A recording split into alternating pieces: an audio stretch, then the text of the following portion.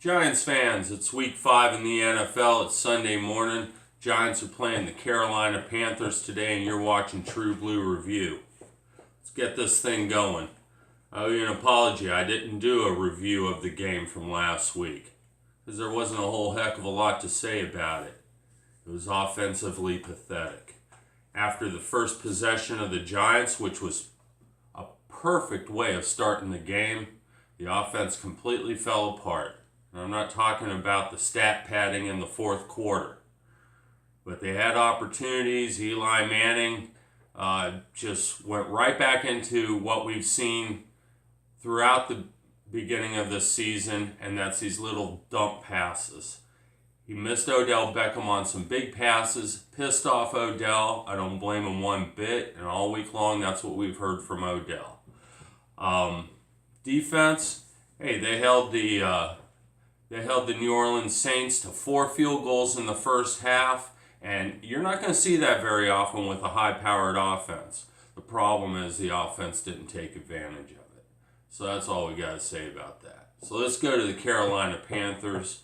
And the Panthers are coming off a bye week, so they're going to be nice and fresh. Giants are playing down in Carolina. They definitely have the cards stacked against them. Giants offense. I've been talking about they need to maintain a balanced offense. I'm going to kind of rescind that one this week and say that they need to go to the passing game. They need some screen plays, and they need to go to the passing game. Also, as usual, the offensive line needs to keep the sack totals down, sacks and hurries. All right, they've given up 15 sacks in 4 games. It's ridiculous.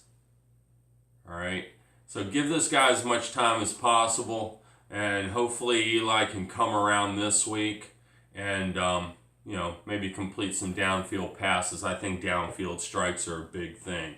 As far as rushing goes, Carolina, their defense, they hold the rush fairly well, much like the Giants do. Doesn't mean we can't set up the pass play with some good rushes, but I have a feeling that it's going to be more the screen plays and maybe even some of those dumps that Eli's been doing, those little short passes, yards after the catch type things with Saquon Barkley. I think we need to get Gallman back in the game. He did have a fumble last week, kind of threw everything off a little bit. Keep the penalties down as well. Panthers have sacked the quarterback 8 times in 3 games. Okay, again, so let's keep the sacks down to a minimum. And we'll see how the offense does. It's all based around Shermer and Eli. And neither have been impressive as far as I'm concerned, given one game, which was against a team that had no wins at the time. So Giants defense, stop the run, make them pass, but of course, as usual, you've got a quarterback that likes to run. He's got 3 touchdowns rushing this year already. You need to keep him somewhat contained, but I also think what you got to do is go after him. All right? Put him down if you can. Get in his head so we can get some turnovers. 2 interceptions this year and 1 fumble recovery is not going to work. All right? We've got to get some turnovers defensively. That's a big thing. The Panthers are the best rushing team in the NFL right now. So obviously you want to key on the rush and get them passing a little bit more, but you're going to have to get some turnovers. You're going to have to make sure you're making your tackles and keep the offense in front of you. So injuries. Olivier Vernon again is out.